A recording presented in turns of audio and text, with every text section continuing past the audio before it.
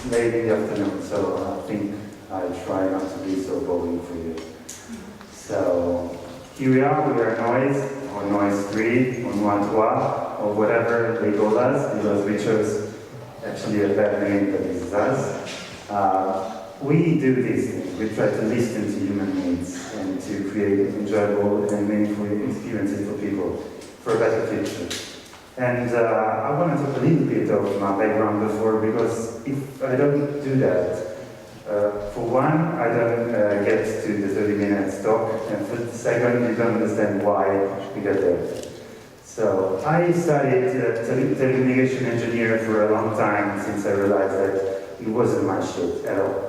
It was actually, I was one of the guys who has on the backpack logos designed by me, a company, so I actually was meant to be a graphic designer, or something like that. But for some reason, I don't know, actually I studied engineering, and this is why I spent so much time. But at the same time, I didn't understand that technology and design and development are very, very intertwined. And if you don't have read the book Intertwined by Peter Mulvey yet, just do it, because it's pretty meaningful for this job.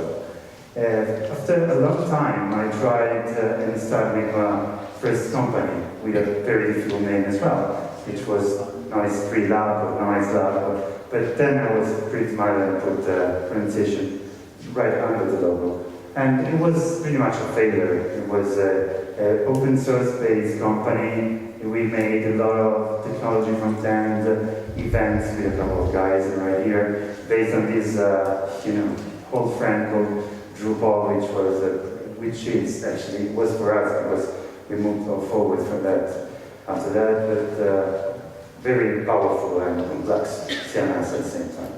And a couple of years after, I've been a consultant in public sector in Italy, in the Istituto Poligrafico dello Stato. Most of you maybe know it. I actually was hired by a company, which is called Boom Radio in Paris. And I actually met the guy who introduced me here, which is right behind there. And I started working as a front-end responsible for the startup, and I learned a lot of things from a very smart team and a lot of meaningful people I met there.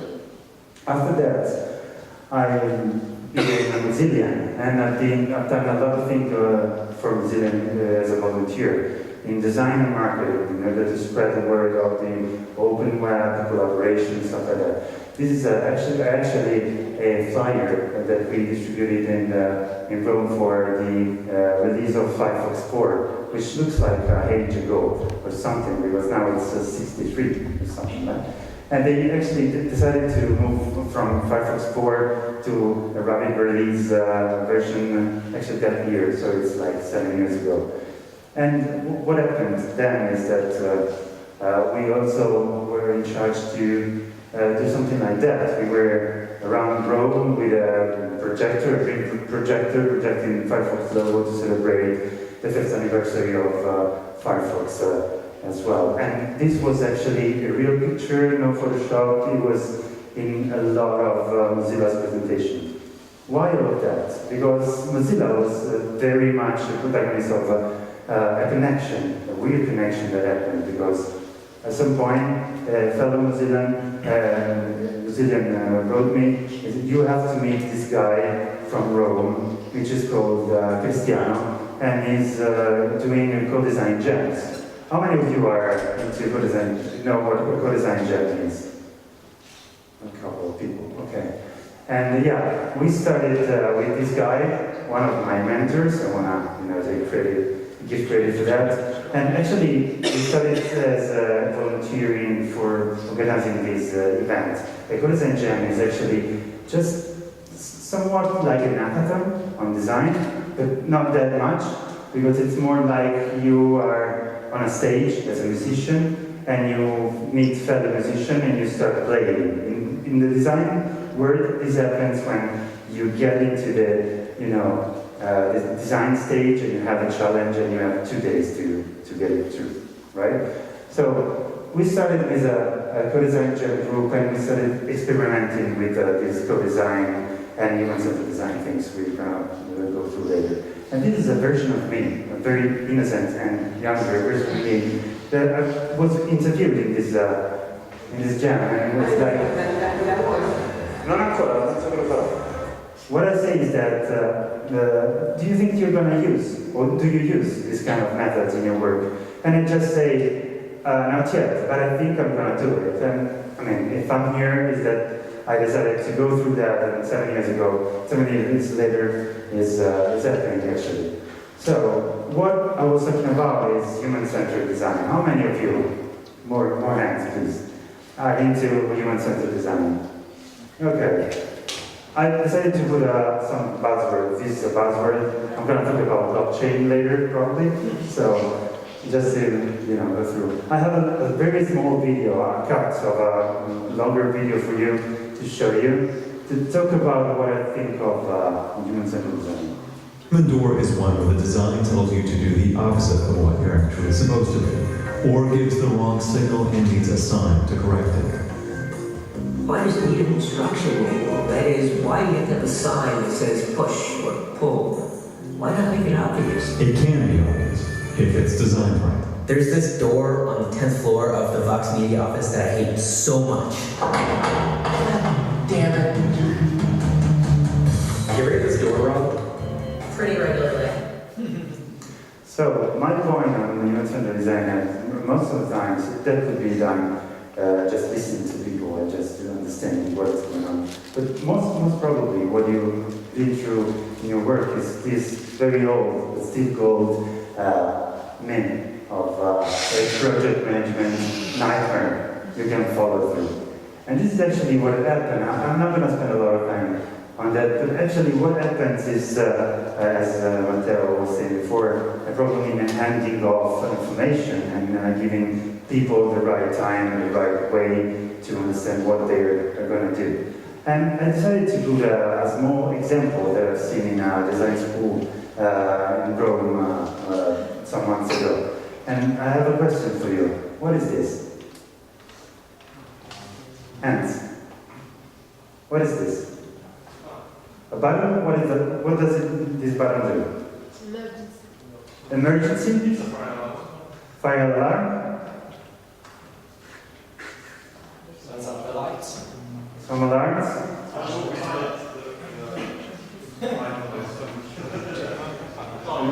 What? A toilet? What does this metal tube pipe suggest to you? Something? Nothing? Water? Okay. No, I'm gonna cut it short. This is actually a light switch. And it's not enough. This is a light switch. It's the top of the light switch. So if you click, it lights on, and if you click again, the light gets off. But speaking about discoverability, which in that normal video I'll show you, this button is actually something that if you click and hold it, pushing, the light, luminosity go, brighter or less bright, and it's like you don't understand it until you try to experience. There's nothing announcing it. There's no feedback. If you push on that, nothing it gets turned on, and you don't know if it's on or not. So speaking about, let's not talk about people getting into this design school, right? But thinking about electricians, they're being called because the lights are not working. Pretty, common scenario. So what happens here is that they don't understand why the lights are not off, because there's no feedback. It could be the lights, it could be the switch itself, or it could be the electrical plant itself. So how this can be? This is just paying and no gain. And there is no value in the scheme that I've seen in all the actors, because a designer decided to put something really not meaningful in the hands of someone and just put it there to, operate the light. No way. So what happened some years ago was that we've been hired by a company to do something like that, and this was actually the brief. we need to have a conference app that it was like, it has to be, what's up into it? How much does it cost? Since I'm kind of an arsehole, it was the acquisition of WhatsApp. And answer, actually, if you give me 19 billion US dollar, I would be happy to do it for you, because, you ask me for WhatsApp, and that's the cost of it. But speaking of that part, we received the brief, and we had only 3 weeks to do this application that I'm going to show you pretty briefly. And we got from ideation to production, and this is the very, very beginning of the process I'm talking about. So we decided together with my friend from Co-Design Gen Group, Alessio, which is a developer, and we decided to get together from the very beginning to work on what could be, the specification of the application, and deciding what could be a design solution, what could be a, development solution, what could be, good to do, and what to be avoided in order not to have a lot of development time, because I decided to build an icon where it was not supposed to be an icon. It was certain time. And so this actually became, this application is pretty old. It's 4 years ago, so it's optimized on iPhone 5 application phones. It actually has some, APIs and stuff. But there is some interesting stories about that, including the fact that in the old mockup for this medical application we decided to put, proper actors and with proper quotes from TV series. But actually it was pretty interesting. We actually delivered the application. Point is, no one used the chat at all. No message was actually exchanged into the application. And this happened why? We didn't even ask if they actually needed this application. We just got the money, got delivered, and that was done. And this was actually no way. And what we learned from the lesson is that there are something we're not doing anymore. Like this kind of scenario that probably you've seen before. We have everything developed. Can you do this UX for us? Well,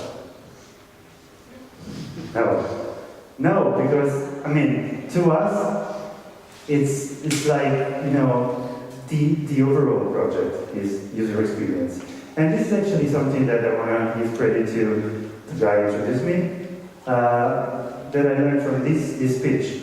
Claudio, and a couple of days ago in our conference in Rome, actually had this talk about the invisible UX, all the thing that actually is user experience in terms of development, in terms of performances and stuff. It actually made me realize that the overall experience is from the very beginning of the ideation to the very ending of delivering, and since the digital product never ends in terms of delivery, it doesn't make any sense to separate it. So we decided to get together with the process we showed before with the application, which was good actually, and try to develop a sort of a process ourselves. So how does it work? Well, this is actually a sort of a double diamond kind of thing, but I'm gonna show a little bit more specific in terms of digital product. So what we actually are used to do is being hired for something that is actually experienced right out on top of the iceberg, actually. But there is a lot more of that under the user obsession C-level. And there's a lot of things that need to be discovered and understood before even doing the first bite of whatever. So the first part we started to do is to try to understand who are the people we are talking to. And sometimes when there's enough value on Google searches, on social network and stuff, we start to build our research hypothesis. I'm sorry, this is pretty blank, but it's not blank, I'll show you. We try to elaborate the purpose of definition, and we gather data, and with data set we try to build the product personas in order to not to miss the people, the right people we're going to interview for the research, which is something we decided not to do, not to avoid anymore. And we actually start with the user research, which actually Start with a desk research phase, with interviews with people, with real people, analysis of what the inside was, insights, and the journey. And we have some pictures, of course, of this process. And this actually was not so I call it a picture of an actual field work we've done in 3 weeks in Regione Veneto. And actually, each of them are insights that have to be clustered after that. But after you've done these sessions, you have to give back. And in this case, when the developers get into the game, actually now, because if we gather insights, we need to have all the actors at the table. Because we need to define insights together. We need to build personas together. We need to cluster opportunity together. Together because as designers, we do facilitate the work of others, but also we need to take advantage of their user perspective. Developers user perspective, project manager user perspective, business analyst user perspective. And they have a different kind of approach because they actually can see before getting too wrong what could be, the problematic stuff we are facing with our fancy solution. So we put together a roadmap which is actually looks like that, or even fancier than that. And since we're working on a sort of agile framework, we started to divide this roadmap in terms of user stories. How many of you are familiar with user stories? Okay, pretty much. And the thing is, what if a user story is actually not only a specification, but a communication tool? Something we can use to communicate between a designer, a developer, and the other people around the table to understand what could be the challenges we're going to get through, right? So this a classic user story pattern. We've seen a bunch of them. It can be a epic user story, like as a user, I want to register to a social network to post pictures, and then you can have it even smaller and smaller and smaller. And these are a couple of examples that we gather in previous pictures. And listening to people, transforming the insight into user stories. Now it's time to get the chance to transform it in how might we. How might we solve some solution for people, right? So we decided to, of course, in Agile framework to work in sprints. And so we started with the first user story, and then we analyze what is there. We decide what to do. And then, of course, in parallel, design and develop, we're going to go through that a little later, and test, and then launch. But what is into decide? Because it's the key part of that. Because the previous scheme is pretty straightforward, whatever. You get an analysis, you design, develop, where's the news here? Well, not sure why. Any digital product we started with information architecture. We try to understand what is going to be there in terms of contents, in terms of hierarchy, in terms of content types, in terms of relationship and stuff. We started then to go with user flows and interaction together with the developers, because when this is going to be delivered, it's important that each and every passage we are going through are actually, verified by every actor at the table. And we try to test constraints and feasibility. What if what I thought is too difficult to do in the time we had to deliver it? This is not possible at all. And then it's time to, develop and design things. But let's focus on constraint test and feasibility. Sometimes you just forget something, like, okay, let's talk about we're going to deliver an application for a conference. for instance, and we want to give people the chance to mark a favorite talk in their own agenda, right? What if they don't have, I don't know, connectivity? Oh, I didn't talk about that, bummer. Or what if I don't have, battery anymore and stuff? So we decided to develop a set of cards, bummer cards, which can be played during the game in order to say, okay, what if happens this? Or what if, I don't know, Will, the manager, change the manager, will be happy about this feature? Is it something that actually solves the problem? So it's going to be something that really can be useful to this process.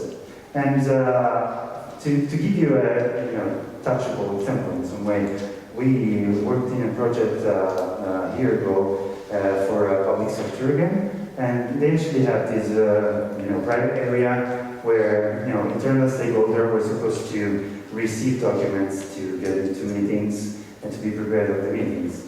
The previous workflow they were going through is this one. Like there was one guy or one girl getting a single document, uploading into a web platform, and then publishing, and then another way again, and again. When we interviewed those people, and we didn't know that this was part of the game at all, they told us, I work an entire month to pull this document for the next meeting for the month after that. So I have one entire month to work as a monkey to upload documents into this web platform. It was pretty old, so you can play with the technology itself.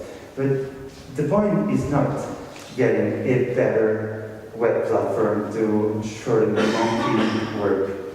We actually decided to speak with the development team we have and to deliver a different solution. If the point was this, well, we decided to do something like that, which is even easier because we used an open source product. And actually we told them, okay, let's organize the folders into another folder and have this synced into the cloud, which is actually their computer into their office.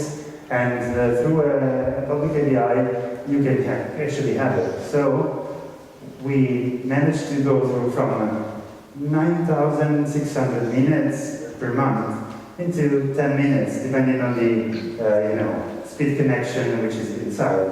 Like we didn't develop any single line of code to improve that solution. We actually reframed the problem, and we actually understood that this was way better for us, for the developers, and for everybody. So we might say, okay, this is pretty interesting only for Western solution or digital solution, fair enough. But yeah, sometimes digging into needs of people can lead you into easy solution for difficult problems. We've been hired for a project in Syria, in Lebanon actually, for Syrian refugees by the WFP, the World Food Program. And we were there to build an application. And the first reaction we had was like, are you serious? An application for Syrian refugees? What do they need? Well, actually they need it because, first off, they do have a smartphone because they need to communicate with the other familiars around, relatives around the other camps. Then we need to understand how they can use it and manage it because we are a Western designer and I'm not sure that I can get cultural differences. And we need to understand a couple of things that could be done. So the first thing we've done was like testing if emojis could be a tool, a common ground, a language again, to use it in terms of solution. Easy solution for a difficult problem. And the other one was try to understand if price comparison actually application could work for them.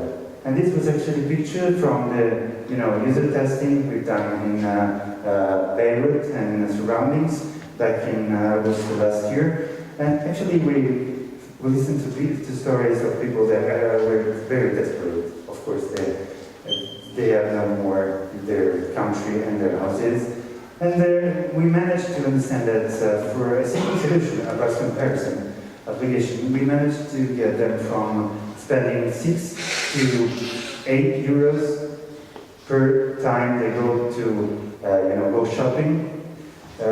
On the overall $27 per month that the WFP give you per person in the family.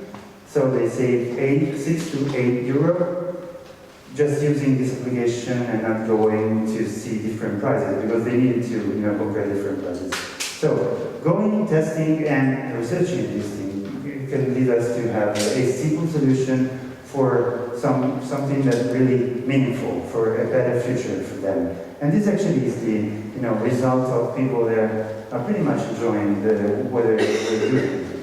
But getting back a little on what we can deliver in terms of cooperation between developer and designer, we are pretty much a weird kind of company, as our visual designer are hierarchically under the development area. And what gets out of that is that the specification we do, I'm sorry for the, you don't see almost anything, but if you can see in the actual slide, you can see that there are all the spaces, all the margins, all the bodies, they are pretty much decided and into the style guide. And here, the visual designer herself actually wrote the CSS code that could be actually compiled for the developers. So there's not going to be any more handoff in terms of, it's not going to be exactly a design because it's actually delivered as it is. So we can make developers happier because, it could be easier for everybody to work less and to be happier in terms of a better product. And I promise I was talking about blockchain, and yeah, I'm talking about blockchain, but it's just a brand. So thanks for your attention.